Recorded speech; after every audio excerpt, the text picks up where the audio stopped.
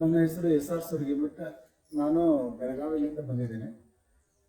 ಮೊದಲು ಇದ್ರ ಬಗ್ಗೆ ನಾನು ಕೇವಲ ಆಧ್ಯಾತ್ಮಿಕದ ಬಗ್ಗೆ ಮಾತ್ರ ವಿಚಾರಗಳನ್ನು ನಾವು ತಿಳಿದುಕೊಳ್ತೀವಿ ಅಂದ್ಕೊಂಡಿದ್ದೆ. ಆದರೆ ಇಲ್ಲಿ ಬಂದಮೇಲೆ ಯೋಗ ಮತ್ತು ಪ್ರಾಣಾಯಾಮ ಅಲ್ಲದೆ ಮನುಕುಲದಲ್ಲಿ ಮಾನವ ಜನ್ಮ ಹೇಗಿರಬೇಕು ಅನ್ನೋದ್ರ ಬಗ್ಗೆ, ಮಾನವ ಜನ್ಮ ಯಾವ ರೀತಿಯಲ್ಲಿ ಇದ್ದರೆ ಅದು ಶ್ರೇಷ್ಠ ಆಗುತ್ತೆ, ಅದರಲ್ಲಿ ಯಾವ್ಯಾವ ಅಂಶಗಳನ್ನು ನಾವು ಅಳವಡಿಸಿಕೊಳ್ಬೇಕು, ಇದ್ರ ಬಗ್ಗೆ ನಾವು ಯಾವಾಗಲೂ ಆಲೋಚನೆನೇ ಮಾಡಿರಲಿಲ್ಲ.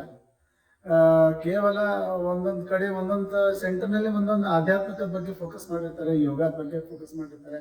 ಆದರೆ ನಾವು ಜೀವನದಲ್ಲಿ ಎಲ್ಲ ವಿಚಾರಗಳನ್ನು ಯಾವ ರೀತಿ ಅಳವಡಿಸಿಕೊಳ್ಬೇಕು ನಮ್ಮ ಜೀವನದ ಬಗ್ಗೆ ಅನ್ನೋದನ್ನು ನಮಗೆ ಯಾವುದೇ ರೀತಿಯಿಂದ ಅನುಭವಗಳಿರಲಿಲ್ಲ. ಪದ್ಧತಿ ಪ್ರಕಾರವಾಗಿ ಸ್ಟೆಪ್ ಬೈ ಸ್ಟೆಪ್ ಮೊದಲಿಗೆ ಏನೇ ಇರಬೇಕು, ಆಮೇಲೆ ಹೇಗಾಗಬೇಕು, ನಮ್ಮ ಅಹಂಕಾರವನ್ನು ಬಿಡಬೇಕು, ವಿಶ್ವಾಸದಿಂದ ಇರೋದನ್ನು ಕಲಿಬೇಕು. ಅಲ್ಲದೆ ಆ ಗುರುಗಳು ಬಂದು ನಮಗೆ ನಮಸ್ಕಾರ ಮಾಡಿಬಿಟ್ರು. ಬಹಳಷ್ಟು ಒಂದು ಮನಸ್ಸಿಗೆ ಬಹಳ ಹಿಂಡಿದಂಥ ವಿಚಾರವಾಗಿಬಿಡ್ತು. ಅಲ್ಲದೆ ನಮ್ಮ ಕೊನೆಯ ಕ್ಷಣದಲ್ಲಿ ನಮ್ಮ ನಮ್ಮ ಹತ್ತಿರದವರಿಗೆ ಒಂದು ಬರೆಯುವಂಥ ಒಂದು ಪತ್ರದ ವಿಚಾರ ಬಹಳ ಒಂದು ಯಾವ ರೀತಿ ಹೇಳ್ಬೇಕನ್ನೋದು ನಮಗೆ ತಿಳಿಲಾರ್ದಂಥ ಪರಿಸ್ಥಿತಿ. ಈ ರೀತಿ ಒಂದೊಂದು ಅನುಭವಗಳು ನಮ್ಮಲ್ಲಿ ಬಹಳಷ್ಟು ಉಂಟಾದವು.